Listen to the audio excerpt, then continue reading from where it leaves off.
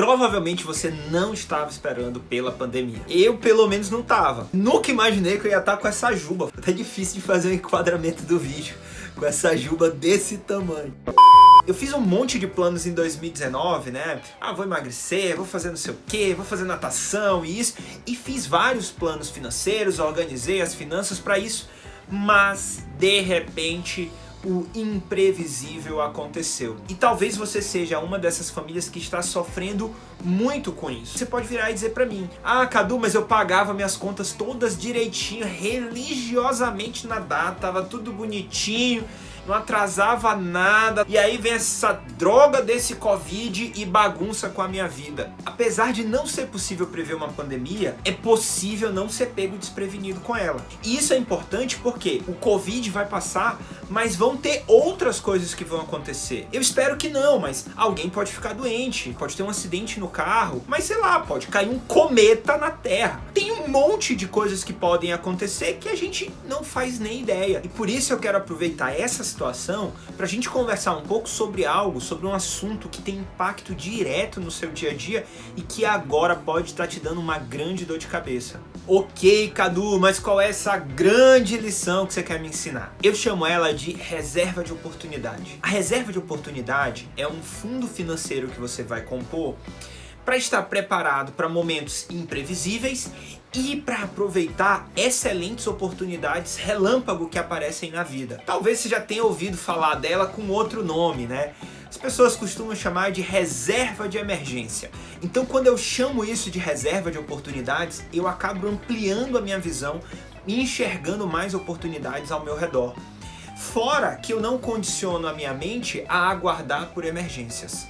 O conceito que está por trás disso é: o imprevisto é previsto. Eu não sei exatamente o que vai acontecer, mas algo que eu não estou esperando vai acontecer. E por isso eu preciso estar preparado. Eu preciso ter recursos disponíveis à mão para caso surjam essas oportunidades ou essas emergências. A próxima pergunta que aparece é: certo, Cadu, mas quanto eu preciso guardar, né? Quanto a gente está falando em termos de finanças? E aí eu vou te dizer que de 6 a 12 meses do seu custo de vida mensal. Se você é uma pessoa assalariada, um concursado, que tem receitas mais previsíveis, você pode ter somente 6 meses de reserva. Agora, se você é um empreendedor, um empresário, um autônomo, alguém que tem um fluxo muito variável de receitas, aí eu acho que é importante poupar um pouco mais, 12 meses do seu custo de vida atual. Naturalmente, a próxima pergunta que você vai me fazer é: Cadu, e onde eu invisto esses recursos? Primeiro eu preciso te explicar o que eu chamo de a tríade dos investimentos. Todo investimento, absolutamente qualquer investimento, seja no mercado financeiro, seja na economia real, ele vai ser regido por 3 pilares: rentabilidade, risco e liquidez. Quando a gente fala em rentabilidade, é o quanto esse dinheiro rende, é o dinheiro trabalhando para você. Quando a gente fala em risco, normalmente vai estar associado à chance de perder esse dinheiro, também à volatilidade, ou seja, vai lá em cima, vem lá embaixo, vai lá em cima, vem lá embaixo. Então, se esse investimento ele é muito volátil, é muito instável, ele te dá mais risco. E o terceiro pilar é o que a gente chama de liquidez, que é a facilidade de que você consiga transformar esse investimento em dinheiro no bolso. Já dá para imaginar que se você vai aproveitar oportunidades relâmpago, você precisa dispor desse dinheiro de forma muito rápida e fácil. Então, você precisa de investimentos de alta liquidez. Você também não pode estar sujeito àquela loucura e de repente estar num momento de crise, você precisa do dinheiro e vai ter que sacar esse dinheiro, resgatar esse investimento num período de baixa, tendo prejuízo. Isso também não faz sentido. Então você precisa de um investimento de baixo risco. Sobra o terceiro ponto, que é a rentabilidade. O objetivo não é fazer uma mega multiplicação do seu patrimônio, mas é pelo menos proteger ele da inflação. Por isso é importante que a gente busque ativos que tenham uma rentabilidade acima da inflação. Na prática, eu tenho uma regrinha que vai te ajudar muito com isso. Eu chamo ela da regra de 3. A regra de 3 da reserva de oportunidade. nada mais é do que você pegar o valor total desse seu fundo de oportunidades e dividir por 3. Então, vamos imaginar que seja 30 mil reais a sua reserva de oportunidade, que você gaste em torno de 5 mil por mês, né? 5 mil vezes 6 meses, 30 mil reais. Regrinha de 3 da reserva de oportunidade, você vai pegar esses 30 mil de reais e dividir por 3. A primeira parte precisa estar em investimentos que você tem acesso em até 3 horas. A segunda parte precisa estar em investimentos que você tem acesso em até 3 dias. A terceira parte precisa estar em investimentos que você tem acesso em até 3 meses. Então, 3 horas, 3 dias, 3 meses. Essa terceira parte, inclusive, eu gosto desses 3 meses e não 3 semanas, como talvez você tenha imaginado, porque força que você sempre tenha uma reservinha ali para emergências. Então, mesmo que surjam oportunidades, não é prudente, não é sábio que você raspe toda a sua reserva para aproveitar uma oportunidade e corra o risco de ficar desprevenido diante de alguma emergência. Basicamente, nós temos 5 opções de investimentos que vão se adequar a esse perfil de alta liquidez e baixo risco. O primeiro deles é a própria poupança. O risco da poupança é você não conseguir pagar a inflação. Com a Selic, que é a taxa base da economia, nos níveis que ela está atualmente, na sua mínima histórica, com 3%, as chances são significativas de que você não consiga pagar sequer o custo da inflação. Uma outra opção é o que a gente chama de Tesouro Selic. O Tesouro Selic nada mais é do que você emprestar dinheiro para o governo e receber como remuneração a taxa Selic mais alguma coisa. Uma outra opção são os fundos 100% DI.